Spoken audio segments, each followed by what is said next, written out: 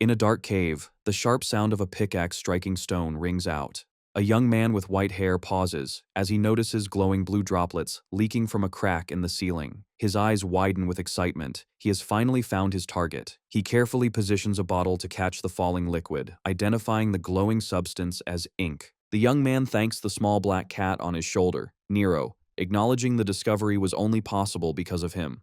He looks toward the light at the cave's exit, thinking that if he brings this ink back, the pioneering corps might finally accept him. Relieved, he walks out of the cave and stands on a gray wasteland, looking toward a massive, radiant metropolis in the distance. Inside that bright city, a crowd cheers for the arrival of elite warriors known as colorists, who walk proudly with vibrant hair colors. Two citizens admire the warriors, discussing how the team successfully took down another giant creature. They know that as long as these heroes are around, the shining city will remain safe. However, the scene shifts to the darker, grimmer Shadow District. A line of people waits outside a building where a bulletin board announces the entrance exam for the C-rank Pioneering Corps, stating that anyone with color is welcome. Suddenly, the white-haired young man is violently thrown out, crashing onto the ground. Two examiners look down at him. One yells that this place is not for people like him. The young man stands up in frustration, holding out the bottle of blue ink. He demands to know the problem, insisting the ink proves his qualifications. The examiner points a finger accusingly at the boy and spells out the harsh reality: he is rejected because he is colorless. He explains that in this world, roles are decided at birth and mocks the boy for not knowing his place. The red-haired examiner unleashes a surge of red energy, calling the young man a damn colorless. The white-haired protagonist flinches, groaning in pain as the energy washes over him. Standing at the top of the stairs, the examiner lectures the kneeling boy about pioneers. With an arrogant expression, he declares that only chosen people like himself are capable of becoming one. The examiner explains that the Black Lands outside the city are a place where the weak cannot survive, a terrifying landscape swallowed by darkness and filled with dangerous beasts known as creatures. He glorifies the pioneers who risk their lives to explore, gather resources, and fight these monsters for humanity, earning the title of heroes. Returning to the present, the examiner stares coldly at the protagonist, stating that for a colorless person, achieving such things is impossible. He insults the boy, telling him to know his place and stick to menial work. He issues a final threat, warning the boy he will die if he comes back, and slams the door shut. Left alone, the protagonist looks down as a soft sound comes from his chest. Nero, the black cat, pokes his head out of the boy's jacket. The protagonist pets the cat gently, saying they can just try somewhere else because he is used to this kind of rejection. Despite the humiliation, he forces a determined smile and promises Nero he will become the greatest colorist ever. He quickly tucks the cat back inside his clothes, worried someone might see him. The protagonist walks through the industrial streets, wondering where to go next. As he walks dejectedly, he hopes to find a place that will accept them, unaware he is being watched from above by a man with green hair. Later, the protagonist stands in a busy plaza, checking his notebook. He violently crosses out another location in a book filled with crossed-out names, realizing he has been rejected everywhere. He sighs, exhausted and defeated. Resigned, he approaches a building with a sign that reads, "Mari Workshop," muttering that it can't be helped. He opens the door and calls out to the owner. Inside, a girl with white hair and goggles pushes up her glasses and welcomes him back with a cheerful smile. Mari notices the protagonist's gloomy expression and guesses he failed another exam. As Nero hops onto the table, she greets the cat warmly. She tries to cheer the protagonist up, insisting the examiners are blind to his talent.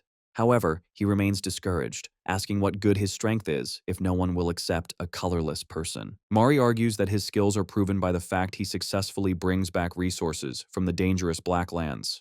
The protagonist stays humble, claiming his survival is only possible because Nero helps him. Changing the subject, he places the bottle of blue ink on the table and asks if she can buy it. Mari is delighted and agrees to pay him well. She pours the blue liquid into a pipe system, complaining that ink prices have skyrocketed due to shortages. The protagonist notes this scarcity is why people are calling for more pioneers. A view of the machinery shows their livelihood depends on these colorful fluids. The protagonist sighs, frustrated that no corps will hire him. Mari asks if he has thought about her previous suggestion. When he hesitates, saying the place she mentioned seems a bit... Mari abruptly slams a piece of paper on the table, shouting that he has to try everything. The flyer reveals a recruitment notice for the S-rank Dawn Pioneering Corps, stating the entrance test is open to all and is based strictly on skill. The protagonist stares at the paper in shock. He admits he always hesitated to apply to the prestigious S-rank corps, assuming he would fail. He wonders if a place like that would really recognize his skills. Mari encourages him to take the chance, reiterating that if it is truly skill-based, he might finally get the acknowledgement he deserves. She smiles, reminding him he has wanted to be a colorist for a long time. A flashback shows a young, lonely protagonist in the rain clutching Nero, revealing he has held this dream since childhood. Mari assures him she will always support him. Bolstered by her confidence, the protagonist smiles and decides he can't hesitate anymore. He firmly grabs the recruitment flyer. With renewed determination, he waves goodbye to Mari and leaves the workshop. Walking through the quiet alleys of the Shadow District, the protagonist clutches the flyer, thinking he needs to prepare thoroughly for the exam. Suddenly, he halts as Nero reacts to a presence behind them. A voice casually asks what is wrong, and a hand holding a wooden wand tipped with a glowing green orb appears from the shadows. The green-haired man who had been spying on him aims his wand directly at the protagonist, a magical crosshair locking onto his back. Without hesitation, he fires a blade of green energy. The protagonist turns in shock, but he is too slow. The energy blast strikes him violently, causing him to scream in agony. As he collapses, the green-haired man and his assistant stand over him. The attacker mocks him, noting that although he dodged a direct kill shot, he will be dead soon anyway. Bleeding and unable to move, the protagonist lies on the pavement while the attacker coldly remarks that no one cares if a colorless person dies. The protagonist weakly calls out to his cat. Seeing Nero's terrified face peeking from his clothes, the boy uses his last ounce of strength to urge the cat to run away. The scene shifts to an industrial area marked with a warning for an ink waste disposal site. The protagonist groans as he regains consciousness, only to see the green-haired man smiling down at him. The man holds him by the collar, dangling him over a massive vat of black sludge. He taunts the protagonist, saying it is unlucky for him to be thrown in while still alive. The attacker explains that the pit contains ink waste, a deadly mixture that dissolves anything it touches, ensuring no body will remain. Terrified, the protagonist struggles and demands to know who this man is and why he was attacked. The green-haired man reveals that he and his partner were shocked earlier when spying on him. A flashback shows that while watching, they hadn't been interested in the boy, but in the creature hiding in his jacket.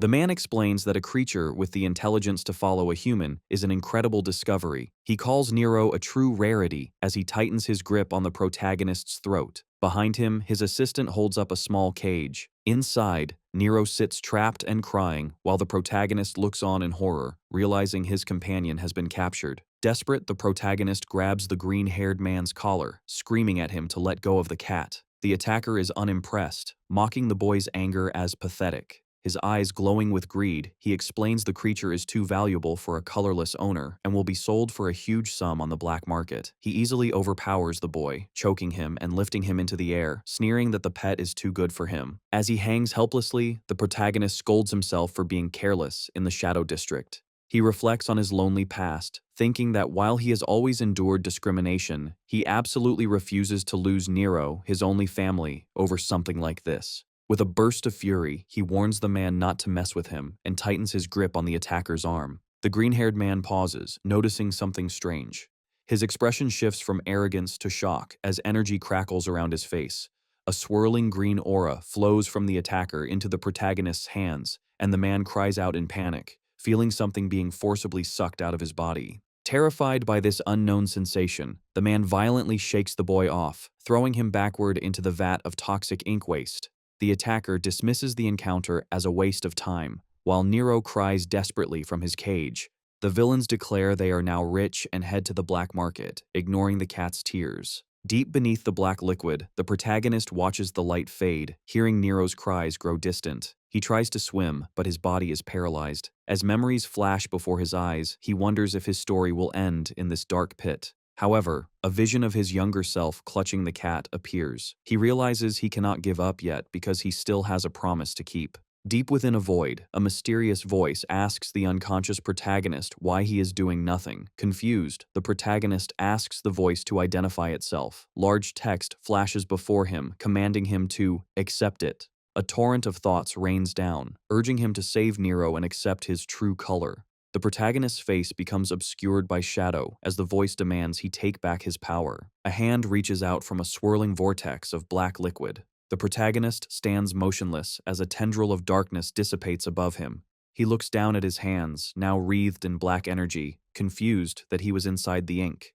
His memories are fragmented, but he pushes those thoughts aside to focus on what matters. Now a silhouette of shadow with glowing white eyes, he questions what he has become. A soft whimpering sound cuts through the silence, catching the entity's attention. He looks up to see two blurry figures standing high above, holding a small cage. Inside, Nero cries out. The sight of his companion snaps the protagonist back to reality, and he affirms he must save Nero. He reaches a hand of darkness toward the men. Suddenly, a massive geyser of black energy erupts from the depths. The green-haired man and his assistant recoil in terror, screaming. They look down into the disposal pit and are shocked to see the deadly pool of ink has vanished, leaving only a lone, dark figure standing at the bottom. The entity, emanating an ominous aura, begins to walk toward them. The green-haired man trembles in fear, his eyes wide with disbelief. As a gigantic claw of shadow descends upon them, he stammers, wondering if this terrifying being is a creature. The aftermath of the explosion leaves a scene of total devastation in the Shadow District. A frantic older man screams at a police officer, insisting he saw a small hand suddenly spring out from nowhere, causing a massive eruption of dark energy that wrecked the entire area.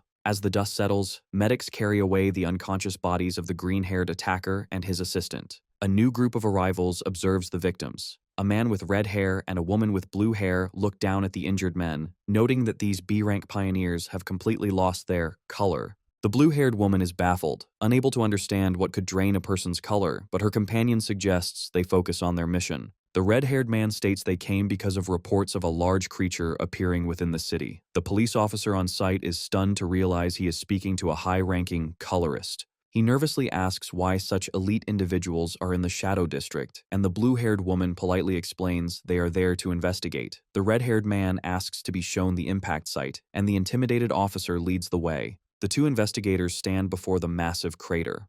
The red-haired man inspects the debris and notices dark stains, while his partner confirms there are traces of a creature. She points out it is highly irregular for one to appear suddenly inside the city, especially in the outskirts, explaining that usually only small animals are found within the city walls. Looking into the deep pit, the red-haired man wonders if they are dealing with a new monster variant. He looks bored but serious, realizing that tracking this unique entity will be troublesome since it doesn't fit the usual patterns. The scene shifts to a desolate landscape where rubble is piled high. In the darkness, a cat cries out. Kay, lying in the shadows, groans in pain. He feels a rough tongue and wakes up to find Nero licking his hair. Overcome with relief, Kay immediately pulls Nero into a tight hug, overjoyed that the cat is safe. However, the physical pain hits him, and he winces. Kay sits up, confused, and tries to piece together what happened. He remembers the bastards who attacked him and threw him into the vat, recalling falling into the toxic black liquid and sinking.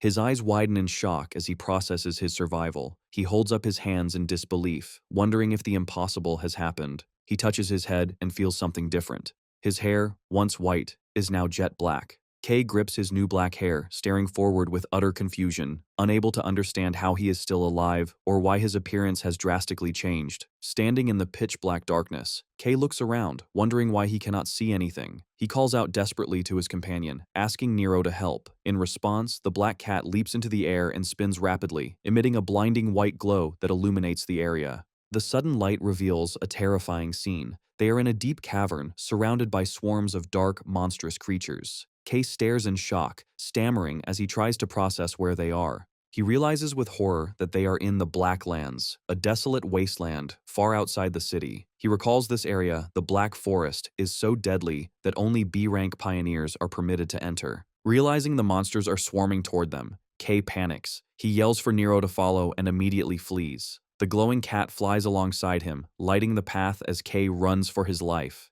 He barely dodges a massive, shadow-like serpent, exclaiming that the situation is incredibly dangerous. Despite the danger, Kay thanks Nero for the light as they race through the dark forest. They scramble up rocky cliffs to escape the beasts chasing them, and Kay follows Nero's light as they jump down a deep, vertical drop to put distance between themselves and the horde. As he runs, Kay's expression shifts from fear to confusion as he notices something strange about his physical condition. He looks at his chest, where dark energy radiates, and realizes his body feels amazing. He notes with surprise that even after running for so long, he is not tired at all. He leaps across a wide chasm with incredible ease, realizing he is moving faster and with more agility than ever. He lands firmly, stunned by the realization that his body is overflowing with a new, mysterious energy. Nero senses danger first, his ears perking up as he notices a threat approaching. A ferocious, wolf-like shadow creature lunges at Kay, catching him off guard. Kay realizes too late that his defensive stance is weak and he cannot block the attack. Certain he is about to die, he squeezes his eyes shut and braces for the bite. The monster's teeth clamp down hard on Kay's arm, but instead of tearing skin, a loud cracking sound echoes. The beast's teeth shatter completely upon impact, leaving the creature confused. Kay opens his eyes, stunned to find himself alive. The shadow wolf, now toothless and terrified, whimpers and retreats into the bushes. Kay inspects his arm and realizes he is completely fine, without a scratch. He looks at his hands in disbelief, thinking a hit like that should have been fatal. His eyes widen as he finally understands that this durability is the power of color he has been searching for. Suddenly, heavy tremors shake the ground, drawing both Kay's and Nero's attention. A massive silhouette begins to rise from the darkness, towering over them. A giant, one-eyed monster climbs over the ridge, glowing with menacing energy. Kay stares up in horror, identifying the beast as a cyclops. As the monster raises a massive arm to crush him, Kay wonders why a predator that usually lives deep in the Black Forest is this far out. The cyclops slams its fist into the ground with explosive force, causing Nero to yelp as debris flies everywhere. Kay survives the impact, sitting amidst the rubble. He admits the blow was heavy, but a confident grin spreads across his face as he realizes he actually has a chance to win. Memories of his past, being a lonely child, facing rejection, and being beaten down, flash through his mind. He acknowledges that he has finally obtained the power he always longed for and decides things will be different now. Energy crackles around his arm as he clenches his fist, resolving that he does not need to run away anymore. Kay stands his ground, clenching his fist as he resolves he is done running. Memories of his past struggles flood his mind. He focuses on that strange, powerful sensation rising from within, and suddenly, his body is engulfed in shadow. He transforms into a being of pure dark energy with glowing white eyes. The Cyclops roars furiously and reaches out with its giant hand to crush the small figure. However, Kay launches himself off the ground with explosive force. Flying through the air, he prepares to strike. He delivers a devastating punch that completely shatters the giant monster into pieces. The force of the blow creates a massive shockwave that blasts through the landscape, clearing a path through the trees. Kay soars through the air, surrounded by the debris of his enemy. He remains in his transformed state for a moment, but then his eyes widen as he notices something changing. The dark energy suddenly dissipates, and he finds himself floating high above a lush landscape under a bright sun. He looks down in awe at the vibrant forest and the waterfall below, amazed by the vivid colors of nature around him. Just as quickly as it came, the power vanishes, and his hair turns back to white. He looks down in confusion. Panic sets in as he realizes gravity is taking over, and he is helpless in the air. Screaming in terror, he falls rapidly toward the trees and crashes into the forest below. Kay drags himself out of the debris from his fall, while Nero hovers above, looking concerned. Kay collapses to his knees, gasping for air as the dark energy that enveloped him begins to evaporate like smoke. He realizes with horror that his color is rapidly fading away. Panic sets in as Kay understands the drawback of his new ability. He realizes that the more he uses this intense power, the faster it drains from his body, and at this rate, he will be left defenseless. Suddenly, the world around him goes pitch black, and a mysterious voice echoes in his mind, asking him what he is waiting for. The voice commands him to act, pointing out that the prey is lying right in front of him and urging him to eat it quickly. Kay looks down at the scattered remains of the Cyclops he just defeated. The voice manipulates him, asking if he wants to live, and instructing him to simply reach out his hand. Exhausted and sweating, Kay struggles to stay conscious. He looks desperate as the voice continues to demand he use his hand. His eyes glow faintly as he fights for survival. Trembling, he obeys the instinctual command and reaches his hand toward the monster's remains. Kay places his hand firmly on the carcass of the Cyclops. Immediately, a dark technique activates, and he begins to absorb the shadowy energy lingering in the monster's body. Nero watches with wide, shocked eyes as his owner performs this terrifying feat. A massive pillar of black light erupts from the forest, piercing the sky as Kay fully consumes the energy. As the light fades, Kay is left panting heavily, the exhaustion slowly leaving his body. He leans back against a rock, his hair black once again, and his energy restored.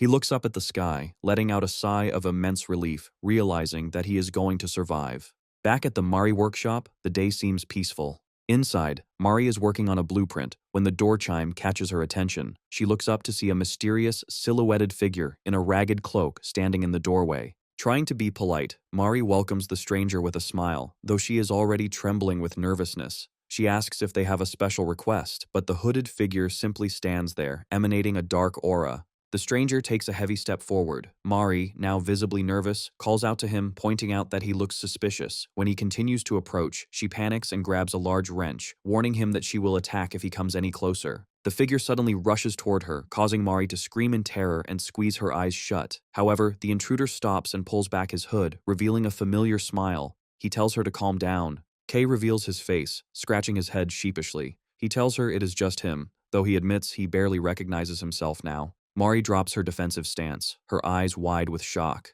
She stammers, unable to process the drastic change in his features. Her voice echoes outside as she screams in disbelief, demanding to know what happened to his appearance. Mari is shaking, clutching a metal pipe in fear as she faces the hooded figure. Suddenly, her fear turns into explosive rage. She pulls out a hammer and a wrench, screaming that she won't forgive the bastards who hurt him. She swings the tools wildly, shouting that they deserve to have their heads smashed, while Kay frantically tries to calm her down, assuring her he is fine. Realizing it is truly him, Mari sets the wrench down, admitting she got carried away because she was terrified after losing contact with him. Her expression softens into a relieved smile, and she tells Kay she is happy he is safe.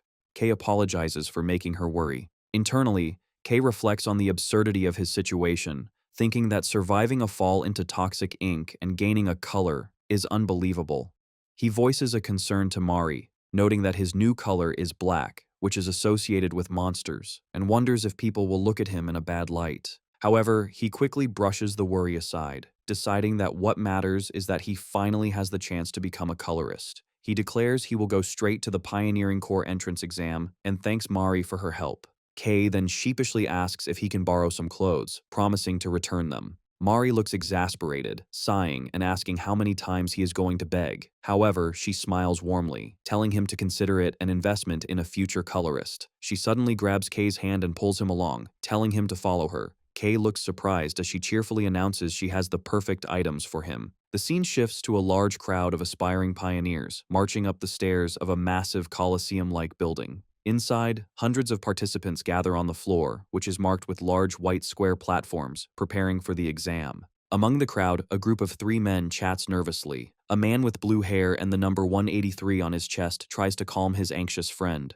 The friend with pinkish hair expresses disbelief that they have made it this far, preparing to take the test for the prestigious Dawn Pioneering Corps. This S-rank group is known for its achievements in exploring the dangerous Black Lands, comprised of skilled colorists who are viewed as the hope of the Shining City. However, the candidates are worried because many strong rivals have gathered. The group notices a woman with long turquoise hair, rumored to be the daughter of a famous color family, standing next to a man in a beanie. They also spot other rising stars, such as a boy with pink hair and goggles and a man in a gas mask. Despite these competitors, the group agrees that one person is getting the most attention. They look toward a young man with messy green hair and fierce eyes. This is Gale, the Gale Sword, and people believe he is guaranteed to pass. Rumors say he is powerful enough to handle dangerous creatures on his own. However, he is also infamous for his cruel and violent nature, which reportedly got him kicked out of his previous corps. The blue-haired man, number 183, laughs arrogantly, claiming he isn't scared of guys like Gale. Suddenly, a dark shadow falls over him.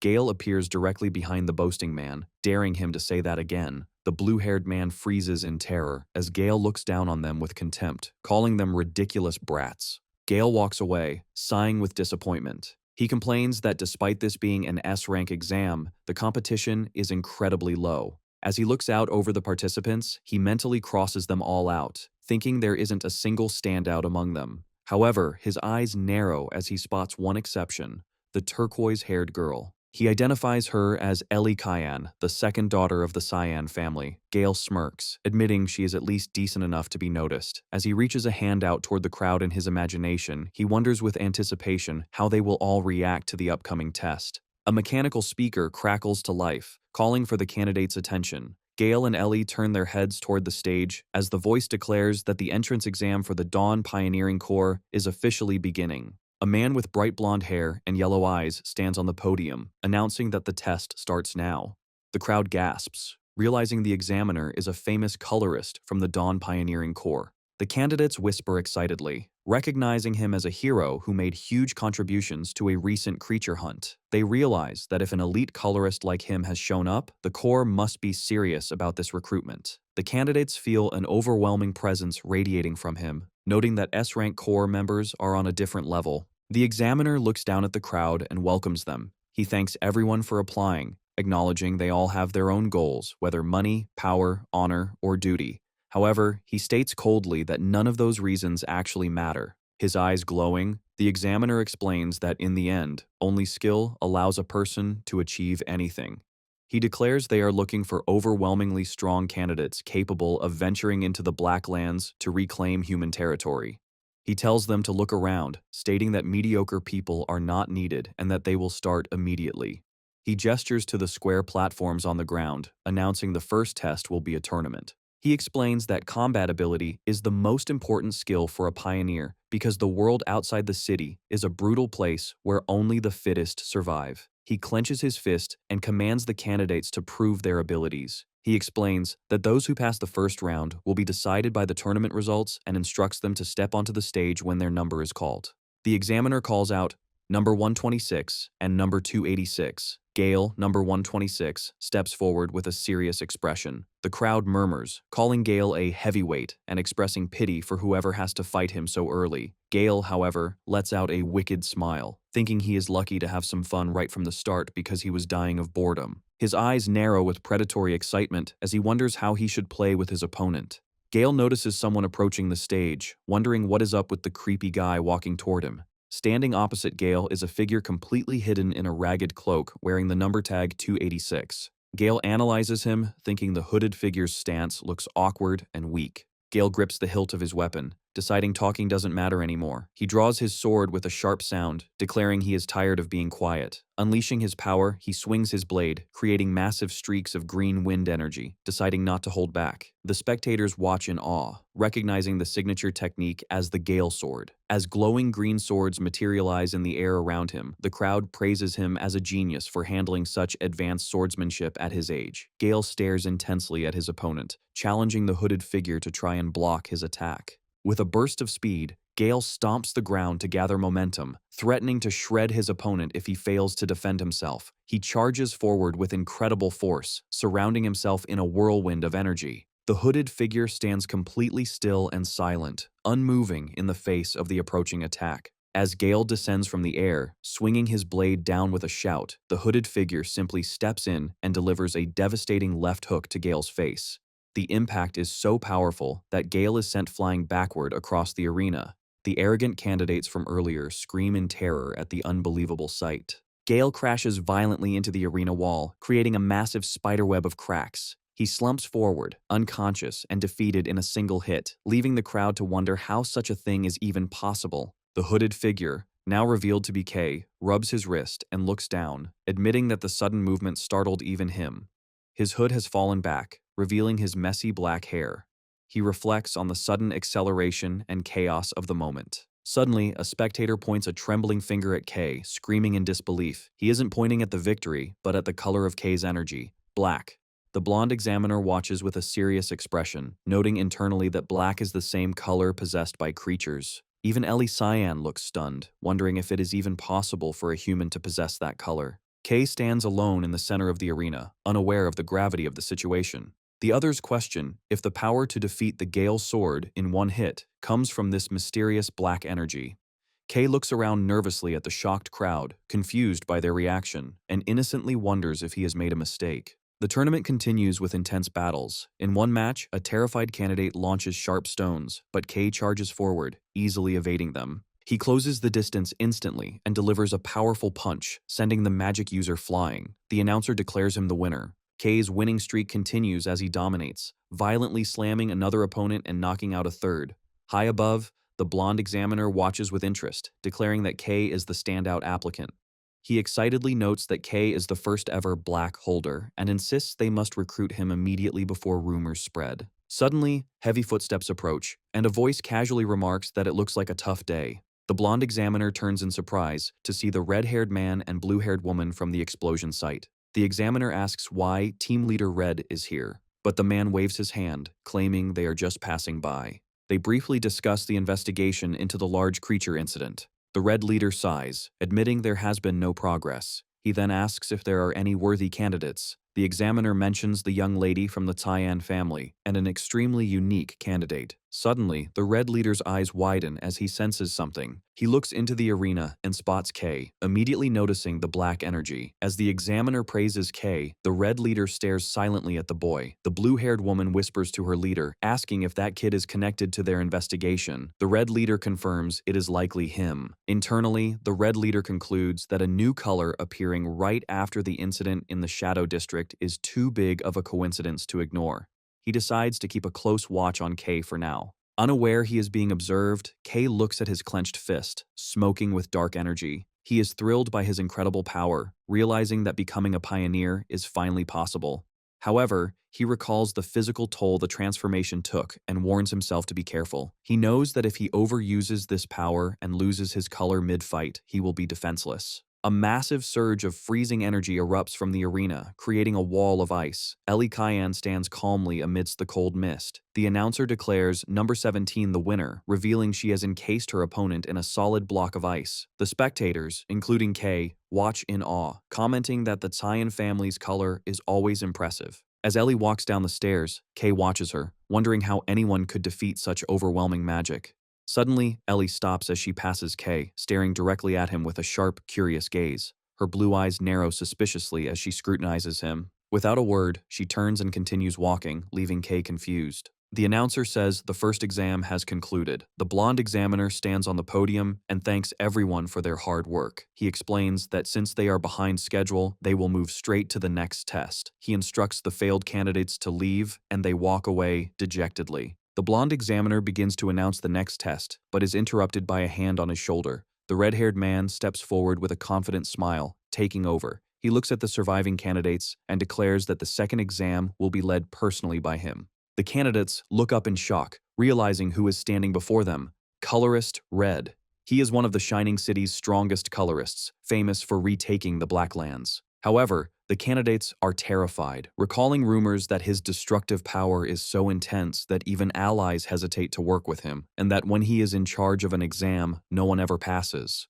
The blonde examiner looks worriedly at Colorist Red, asking if he is sure, warning that the captain will scold him for changing the exam format. Red laughs it off, stating he gets nagged every day anyway. He announces that the test is simple and tells the crowd to just endure as his body erupts in massive flames. A giant wave of fire surges toward the terrified applicants, forming individual spherical barriers around each person, trapping them. The candidates panic as they are enveloped in intense heat. Red explains that he has recreated the environment of a certain region, noting it will get pretty hot. He illustrates that the Blacklands are full of extreme environments where humans can barely survive. He belittles the current test, claiming this heat is nothing more than a warm stove. With a serious expression, Red reiterates that if they endure, they pass.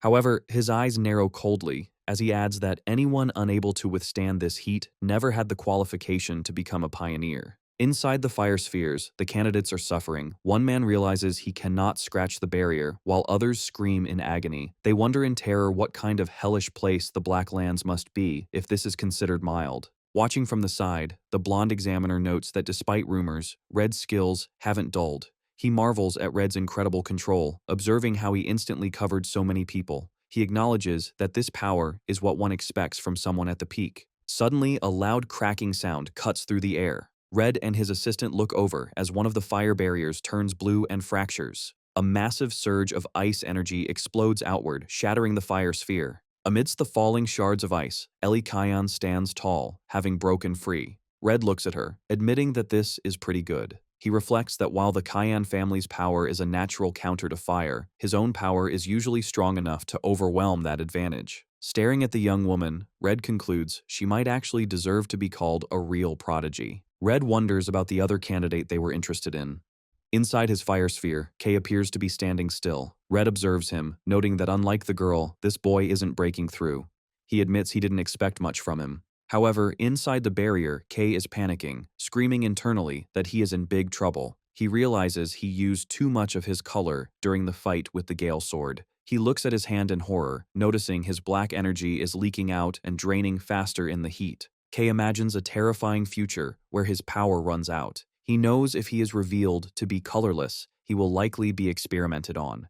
Desperate, he frantically looks for a solution, wondering if he can absorb something to replenish his energy. He stares at the wall of intense fire. A realization hits him. Since the barrier is made of a color ability, he wonders if he can absorb it. He looks at his hand, admitting he doesn't know the limits of his absorption power. Deciding he has no time to think, he resolves to find out. He reaches out and touches the swirling wall of fire. Immediately, a violent reaction occurs, and Kay is shocked that direct absorption is working. The fire barrier begins to warp and twist, drawing the attention of nearby candidates. A massive vortex of black energy erupts from Kay, sucking the red flames into his hand. From the podium, Red and the blonde examiner stare down, stunned and unable to comprehend what they are seeing. Red breaks into a nervous sweat, forcing a smile as he remarks they have found a real lunatic. In the arena, Kay stands amidst the dissipating energy, looking terrifyingly powerful with red and black aura swirling around his hands. The entire arena falls into a heavy silence. However, internally, Kay is panicking again. He forces a smile, thinking this wasn't supposed to happen. He realizes with regret that he has accidentally stood out way too much. Ellie Cayenne stands frozen, questioning if she is hallucinating as she stares at the young man enveloped in dark energy. She looks at Kay and wonders if black is even a color a human can possess. Recognizing this is something unprecedented, a sense of anxiety washes over her as she watches him. Memories of the pressure to be the best flash through her mind.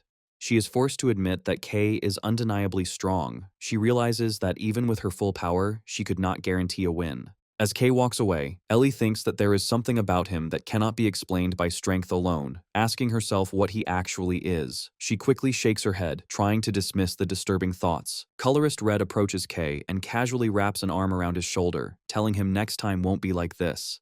Red smiles, remarking that the black ability to suck everything in was wild and he cannot hold back his curiosity. He guides Kay away, suggesting they have a private conversation to protect Kay's privacy while he satisfies his own questions. Kay, sweating nervously, asks about the exam status. Red assures him that with a power level like that, he obviously passes. Kay is stunned, realizing drawing so much attention worked in his favor. He is overcome with emotion, thinking he has finally achieved his dream of becoming a pioneer. Suddenly, the blonde examiner yells at Red for acting on his own. Red laughs it off, asking his colleague to overlook it just this once. The examiner sighs and announces that despite the interruption, the exam will continue. He clarifies that number 17, Ellie, has passed because she broke the barrier, but the other candidates will undergo an additional test. Ellie ignores the announcement, her gaze fixed on the dark tunnel where Red is leading Kay away. The scene shifts to an industrial setting. Red stands outside a car with Kay, while the blue-haired investigator sits in the driver's seat. Red tells her to wait.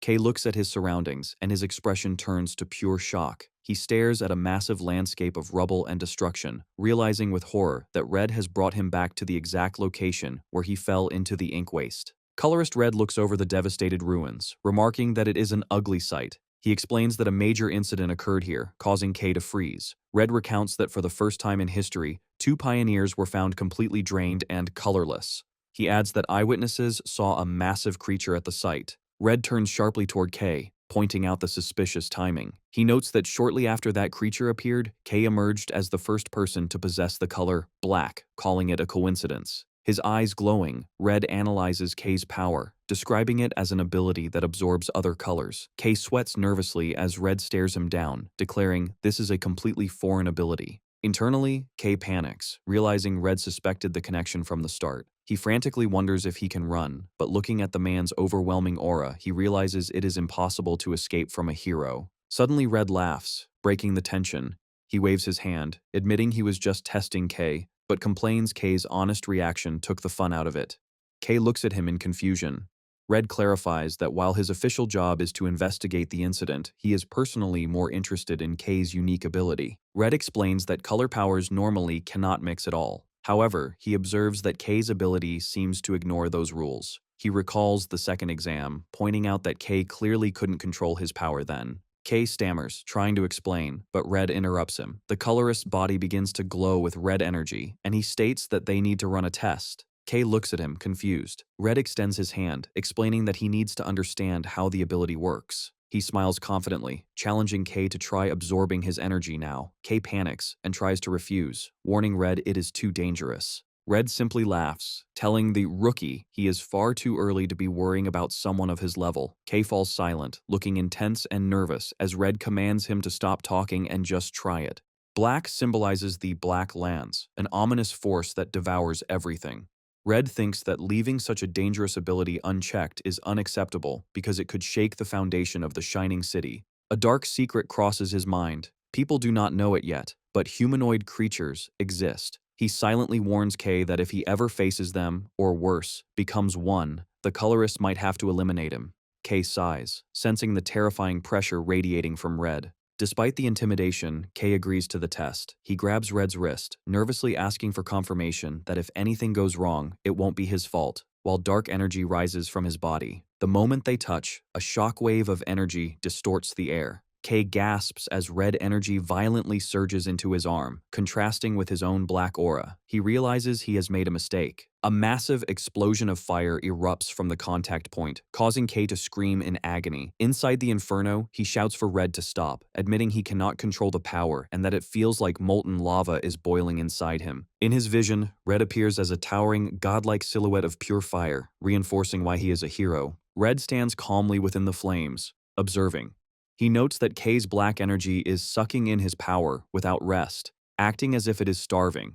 He realizes that because K's power is immature, strong individuals can resist the absorption, but this ability would be instantly fatal to most ordinary people. As the flames swirl, Red's eyes narrow with deeper curiosity. He thinks what they saw during the exam cannot be the full extent of the ability. He decides he wants to know not just how K absorbs colors, but how those absorbed colors are used. The situation escalates as the energy between the two violently reacts. Red watches as the black energy from K's arm begins to warp and spike, mixing with the red aura. Suddenly, a massive explosion of red and black energy bursts outward. Red is pushed back by the blast. He stares in shock at the figure emerging from the smoke. K has partially transformed. The right side of his body is now encased in a jagged demonic armor of solidified red and black energy. Red grits his teeth, realizing this form is ominously familiar. As he looks at the monstrous clawed hand and glowing eye, Red admits to himself that he would believe he was looking at a creature. The resemblance confirms his suspicions, and he realizes with certainty that K was behind the incident where the other pioneers lost their colors. K struggles to maintain consciousness. Red decides that his priority is safety and resolves to put out the fire before K goes on a rampage. He summons a ball of flame, preparing to subdue K by force. However, K lets out a low growl, causing Red to pause as the boy seems to be fighting something else. The scene shifts to K's internal perspective, a pitch-black void filled with demanding red text. The voices of the power scream at him, demanding intense color and urging him to bring more.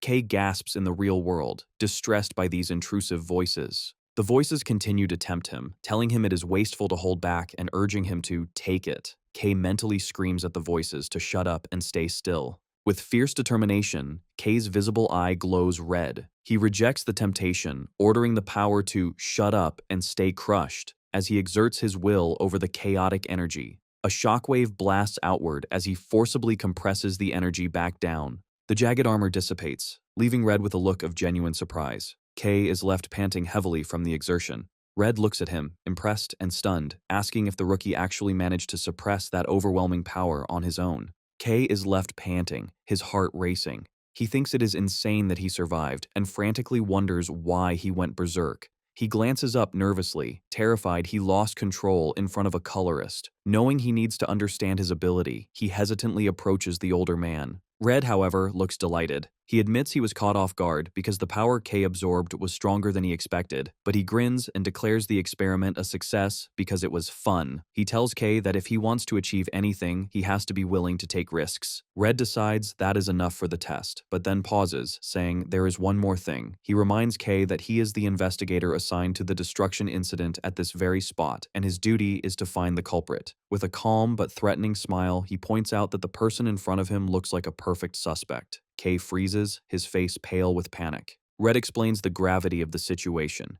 He recalls how witnesses saw a massive shadow creature, warning Kay that more people are interested in this case than he thinks. He argues that once rumors about Kay's black ability spread, it will be easy for authorities to pin the blame on him. He gestures to the ruined industrial district, noting the damages will cost hundreds of millions. He adds that if the city leadership decides Kay is too dangerous, he could be banished or turned into a lab rat. Kay grits his teeth in frustration, realizing he is trapped. He knows there is no way to prove his innocence. Suddenly, Red offers a lifeline. He suggests that if Kay agrees to come under his command, he might be able to do something. Without a second of hesitation, Kay bows at a 90-degree angle, loudly shouting that he puts himself in Red's care. Red tells him to listen to the full condition first. He clarifies he won't fix everything for free. In exchange, Kay will have to grant him a few favors. He asks if Kay thinks he can handle that. Kay forces a desperate, trembling smile. Internally, he screams that anything is better than owing millions or becoming a science experiment. He loudly agrees, promising to do absolutely anything Red needs. In the desolate wasteland, a small creature trembles in fear just moments before a massive wheel slams down, narrowly missing it as a heavy vehicle roars past. A large, armored transport truck drives through the foggy, rugged terrain of the Blacklands. Inside, Kay looks out the window, thinking this is his first time traveling this far out and wondering if this is his first real step as a pioneer. Suddenly, his thoughts are interrupted by Gale, a green-haired man who glares at him, calling him black-haired one. Gale rudely tells Kay he is being distracting and orders him to shut up, though Kay hasn't said a word. Kay looks at him with a confused expression. Kay sits awkwardly in the transport bay. He thinks starting as a pioneer immediately was what he wanted, but the atmosphere is tense. He glances at the furious Gale and the silent Ellie Cyan, questioning if being on the same team is the right move. A flashback reveals a conversation from the day before. Red asks a surprised Kay if he is ready to join the exploration, explaining he needs him to go to a specific spot in the uncharted area. Seeing Kay's nervous expression, Red laughs and tells him not to worry. Red shows Kay a map, assuring him he won't be alone. He explains that new recruits who pass the exam will also be deployed to the area, and that the official roadmap will be announced soon. Kay just needs to be at the location on time. Back in the present, Kay looks at his teammates, noting they were already on the truck. It is revealed that because Red's interference compromised the previous exam, the participants were given another chance. Many skilled individuals, including Gale, passed strict additional tests. Meanwhile, Ellie Cyan, the top-ranked rookie, joined Red's team at her own specific request. Gale stares at Kay with intense resentment, unable to believe he was humiliated by a fool. He thinks back to their fight, convinced he only lost because he let his guard down for a moment, and vows it won't happen again. He threatens Kay, warning him to be ready once the exploration ends. He mutters that if Ravian hadn't been behind him, Kay would already be dead. Ellie Cyan interrupts, coldly telling Gale to stop talking, mocking him that he would probably fall in one hit again. Gale turns to her in fury, asking what she just said. Ellie dismisses him, stating that Gale is no match for Kay. Kay looks at Ellie with surprise and hope, thinking maybe she is someone he can relate to. However, Ellie turns her cold gaze to Kay, confusing him by mentioning a past agreement they supposedly made. She glares at him, stating that the loser needs to stay quiet and follow orders, leaving Kay bewildered. Kay stands awkwardly between the two hostile pioneers, feeling the pressure. He sighs, realizing the team dynamic will be difficult to manage. The scene shifts as the transport vehicle moves across the dark waters of the wasteland towards a distant facility. The vehicle arrives at a bustling loading dock with workers moving supplies. The group disembarks. Kay, Ellie, Gale, and the other recruits walk out into the forward base for the Dawn Pioneering Corps. Kay is in awe of the high level of activity, noting the S-Rank Corps' exceptional supplies, something he didn't realize when he ventured into the Blacklands alone. Suddenly, a finger pokes Kay's cheek, startling him. He turns to see a smiling Mari, who cheerfully explains that since this is his first mission, she had to come along to support him. Mari opens her jacket, revealing Nero has tagged along. Kay holds the black cat, thanking Mari for taking care of him. She smiles warmly, saying Nero is family. She explains she got a great opportunity to join the exploration team as support staff, stating her skills are useful here. A loudspeaker announces it is assembly time. The crowd of pioneers stands in the gray wasteland as the announcement continues that they will soon enter the Blacklands.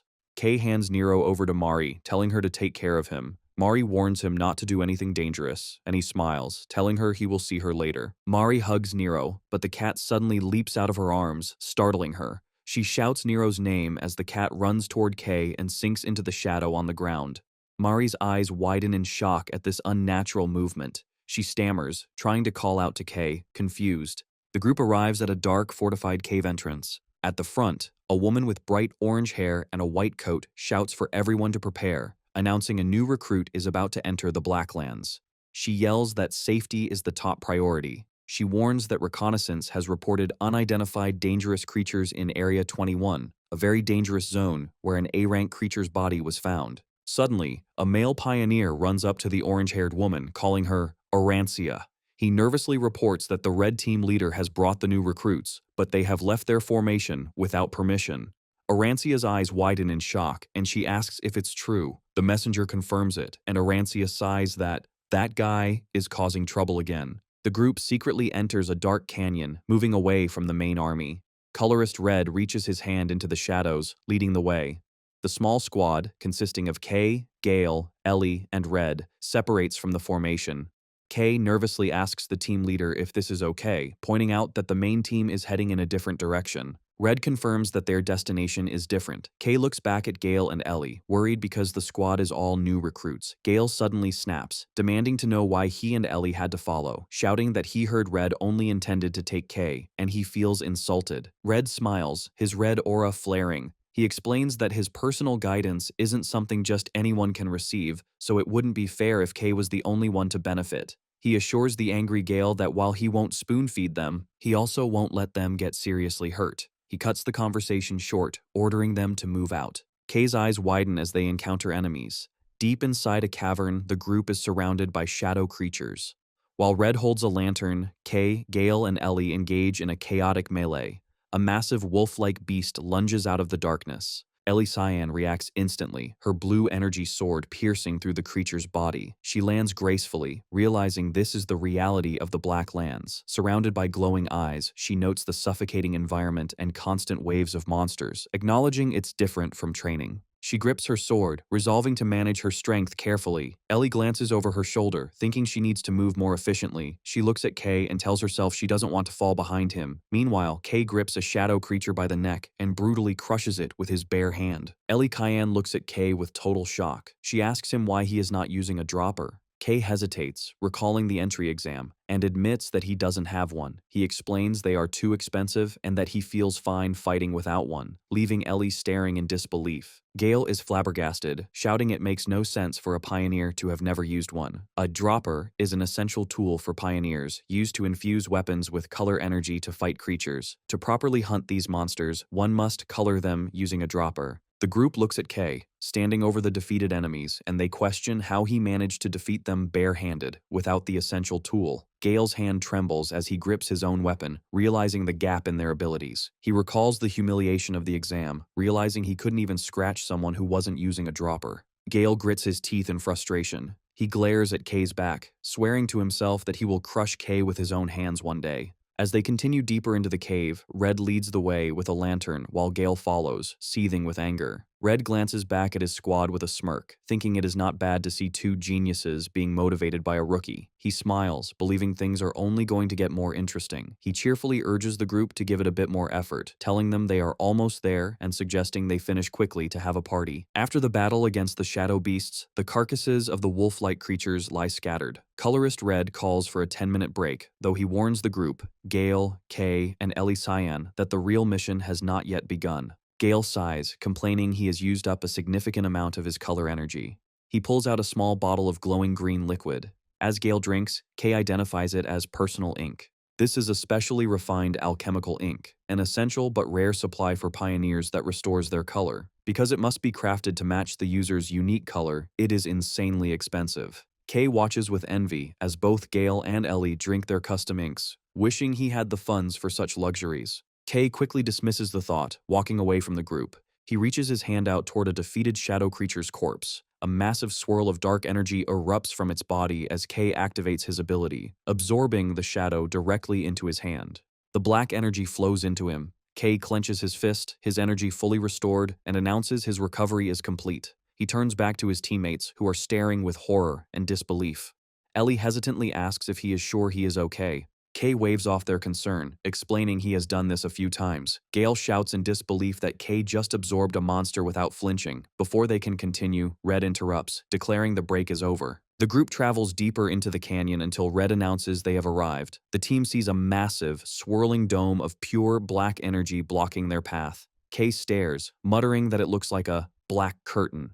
Red smiles at Kay's stunned expression and reveals that this dark barrier is the specific reason he brought Kay along. To demonstrate, Red summons a ball of red energy and unleashes a powerful beam at the black dome. The attack hits the surface, but instead of breaking through, the energy is instantly swallowed by the darkness. Red explains that if anyone tries to force the barrier open, it absorbs the power and becomes tougher. He notes that this is very similar to Kay's own ability, which is why he had a hunch that Kay would be the only one capable of erasing it. Red points toward the dark wall, revealing that the path to the ruins lies inside. He announces that within those ruins hides their true objective, the Stella fragment. Kay's eyes widen in shock. The other recruits are confused. Gale asks what Stella is, and Ellie admits she has never heard of it. Red assures them it exists and that the Shining City is desperate to find it. He points a finger at Kay, ordering him to get rid of the curtain. Kay steps forward toward the towering wall of darkness. As he touches it, his absorption ability activates, and the barrier's black energy begins to flow violently into his hand. A massive vortex forms as the giant dome is funneled into Kay. Red, Gale, and Ellie watch as the obstacle is devoured.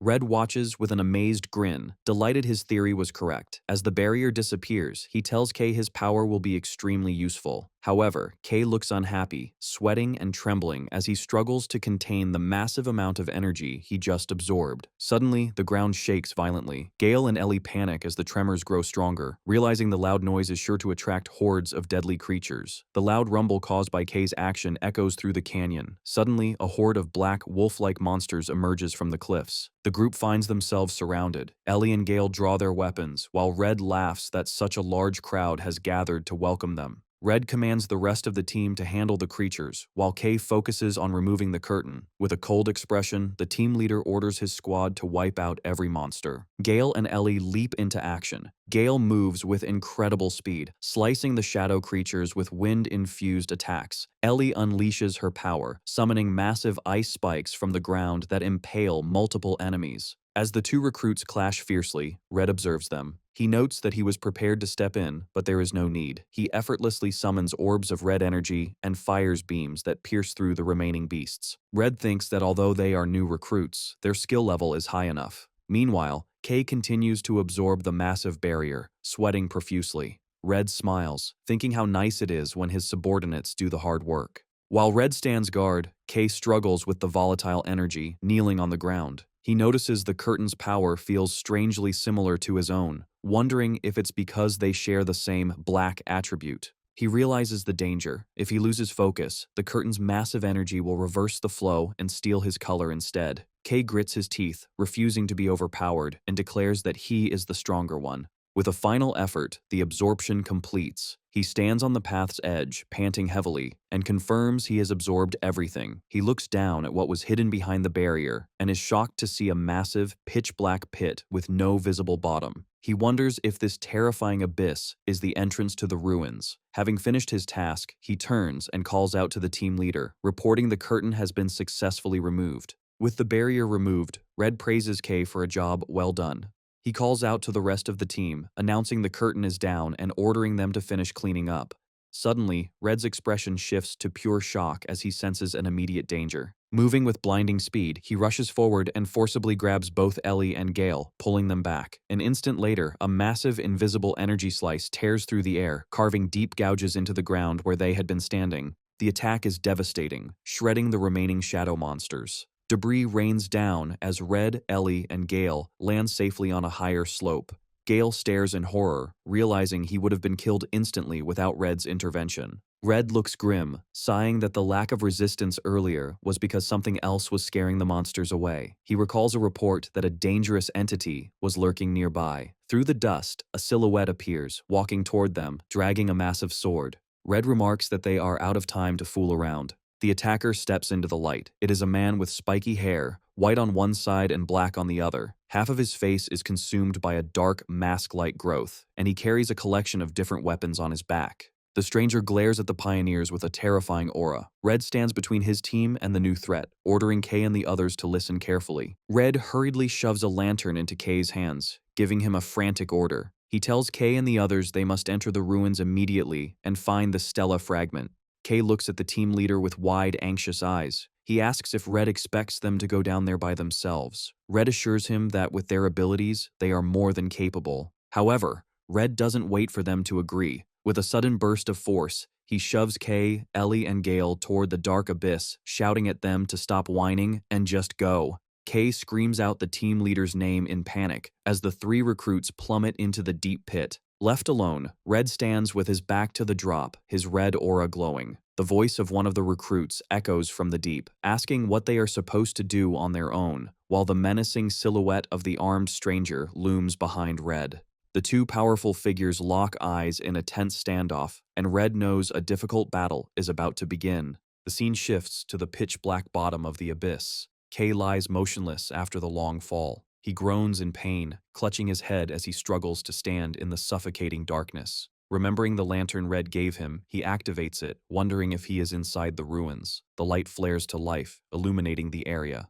Kay's expression instantly shifts to one of absolute terror. He stands frozen in shock, asking himself what this place is. Instead of ancient stone ruins, the lantern illuminates the skeletal remains of massive modern skyscrapers and concrete debris, looking exactly like a destroyed modern city buried underground. Kay stands on a ledge, using his lantern to light the darkness. He is speechless at the sight of the massive ruined city structures buried underground. He marvels that such a place could exist, but complains he can't see clearly. Suddenly, a voice tells him to stop complaining and head toward the light. Kay is relieved to see his teammates, Gale and Ellie, admitting he was terrified of being separated. Gale blames Kay for making them wander, but Ellie sharply retorts that Gale was just as lost. Looking out at the vast, destroyed city, Gale wonders what this place is. He becomes anxious, pointing out the absurdity of trying to find a Stella fragment in these endless ruins when they don't even know what it looks like. Kay agrees, admitting that searching blindly would take forever. In his mind, Kay wishes his companion Nero were there. As if in response, a glowing shape appears and he is shocked to see the small black cat,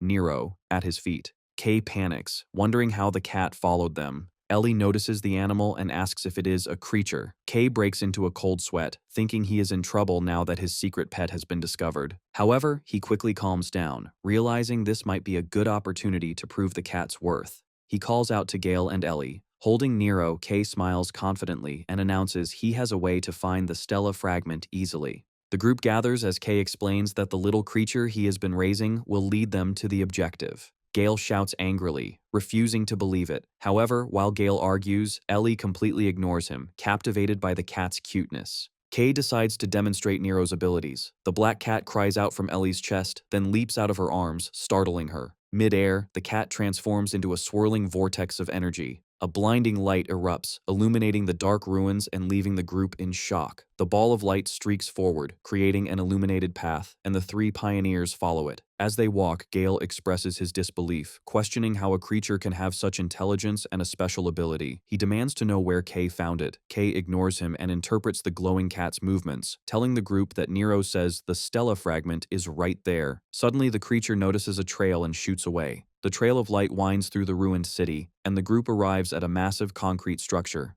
A dark tunnel entrance lies ahead, and Kay wonders how much deeper they have to go.